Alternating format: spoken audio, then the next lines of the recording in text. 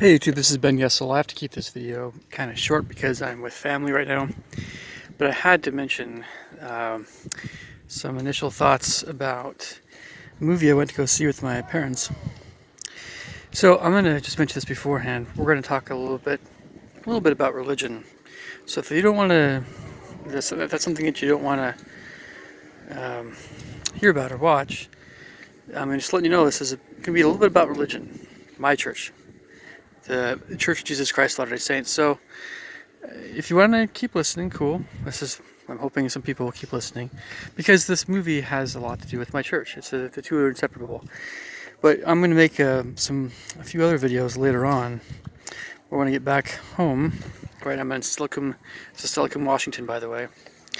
But I'm going to make a few other videos finally more about myself and my life in the past and my religion, because when you talk about religion and you separate religion from your life, it starts to become something that is, well, just doesn't mean as much, really. Incidentally, on that note, that's why Asians have kind of beef with, Western religions, is because Asians think of religion as being very much about your life, but not necessarily in a theological standpoint. And when you talk about religion in a way that kind of separates, or it's not as oriented toward how you're doing in life, we can do that. So, that being all said, let's get back to the video here. The movie, The Other Side of Heaven 2, in fact. This is the one that just came out in movie theaters. It probably won't be in movie theaters very long because it just won't, I'm guessing.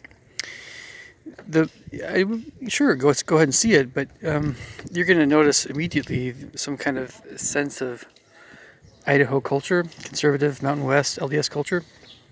It's definitely there. Yeah, John Groberg came from that kind of family. I know that family very well because that's how my family is. Even though we grew up in Washington, the LDS church culture is, by most people's standards, very conservative, very old-fashioned, very strict. And church dances are very much, very, very, very, very, very, very chaste. Comparable with almost like the Amish, although we do technology, the Amish don't.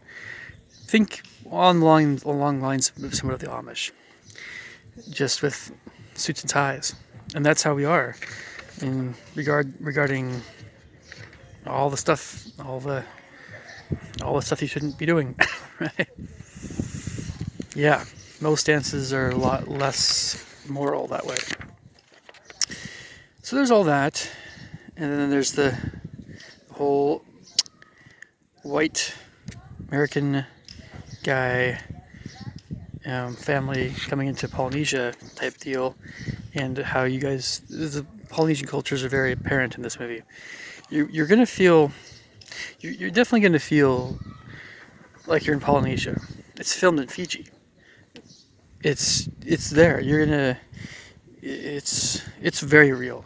It's very emotionally awesome, but depending again on your own views of religion, you might have a lot of different thoughts about my church in Polynesia.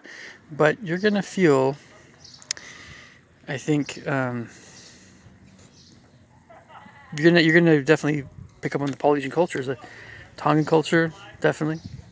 Tongan for sure, and then the other guys as well, somewhat.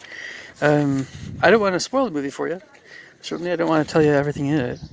But you're probably going to think also, on some level, if you do see the movie, about what are Christ-like qualities. I know a lot of people see my church say Christ-like attributes. I say Christ-like qualities. But what does that mean? And what are they? After you see the movie, you'll know what they are. Yeah, at least, this is so much of what real religion is the kind of person you're becoming. And so, if you're a loving person, if you're a person that will sacrifice things for someone else, if you believe in things other than yourself, you can believe in yourself, sure, but if you believe in higher powers for the right reasons, right? And you just keep going down the list, but they mean more. This means more when you sense in your own life what's going on that way. And anyway, it's some people would say it's just good and evil, right? Well, sure, you can always start with good and evil, but the pursuit of good and evil, if you really pursue it far enough, you'll get to a point where you'll feel inadequate, and that's where, in this case, Christianity steps in. But even if you're not Christian, or if you believe something else, whatever, that's fine. But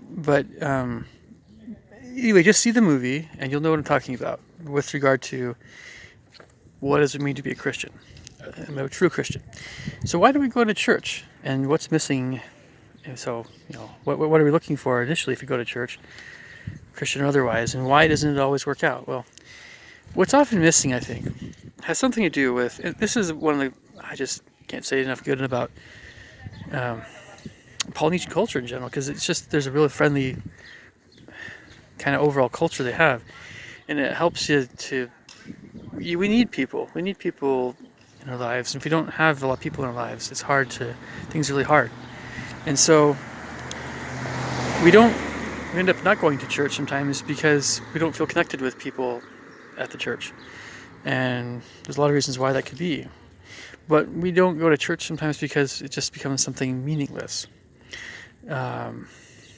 We try to separate our life from what they're talking about at church. If they're two different things, then it just doesn't really matter. It doesn't mean anything. The only thing that matters sometimes is if people see you at church, so that you can avoid the feeling of that you're not being a good person, right? Because to be a good person, you have to go to church and all that stuff. This is a really big thing in, we'll say, Anglo-America, in the European mindset in particular. Not just European Americans or white people. Not just us, but it's definitely something. I mean, like, look at the last movie. Again, I went to see another movie with my parents recently. It was a Shakespeare movie, and they fined you in the old Church of England if you weren't at your pew on Sunday. I mean, that's a real thing. So, something to think about, So we end up not going to church, many of us. We end up saying, a bunch of hypocrites, or a bunch of,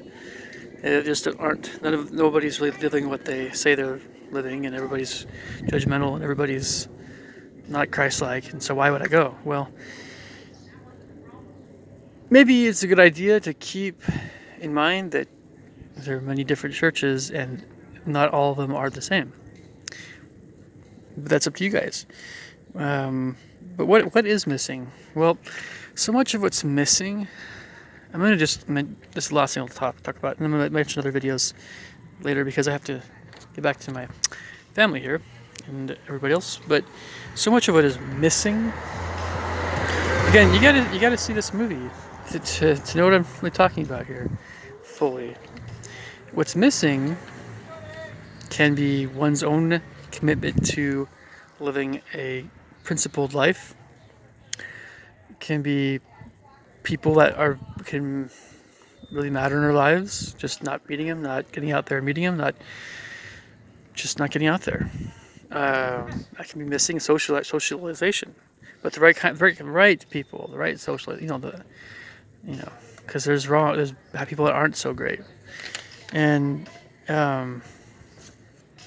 there can be churches that have things that are missing. You don't feel that it's the right one for you, or you don't feel it's the right one. You believe in absolute truth. Some people believe in absolute truth, some people don't. So that could be another part of what's missing. And so what else is missing? It comes down to a feeling, it comes down to hunches, it comes down to, we're talking about religion in a way, and we'll get to this later, but we're talking about things that are definitely not scientifically proven. So you're talking about emotions, you're talking about stuff that's inside your soul. And when something is missing in that regard, It's like the feeling you have. It's like why I talk about dreams, because dreams are very similar. They're emotional. They're a subconscious thing. When you feel like something's missing in your life, you just know that something's missing. Nobody can tell you. You just know.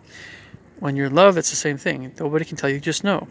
It's the same thing with religion. When you feel like there's something's missing, you just know, and you have to keep searching for it, even if it takes your entire life or longer. But you know what something's missing, and you need to try to fill it with something that will work. And so many times, so many times it comes down to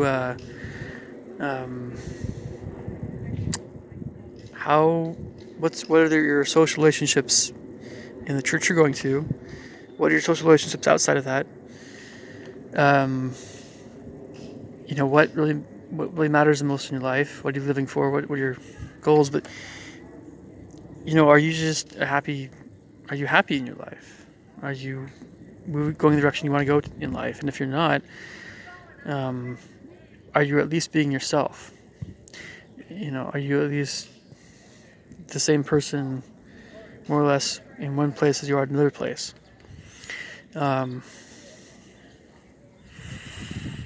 So what is missing? And if you see this movie, you might feel, I'm saying the movie will help you know what's missing. Nobody can tell you what it is. You'll just know. So again, it probably won't be playing very long in movie theaters. You don't have to be Mormon. You don't have to even like my church very much. It's going to have a lot of great things for everybody. You can try to pick and choose. You can try to pick at all the little things that you don't like about Utah. That's fine. I do the same thing too. I'm going to mention more about that in the next video or two. So you just wait. But it's going to be, again, more of a social thing rather than a doctrinal thing, which, again, to be honest, when you separate theology from everyday living, it just becomes kind of meaningless. So, I'll catch you guys later. Take care. Bye.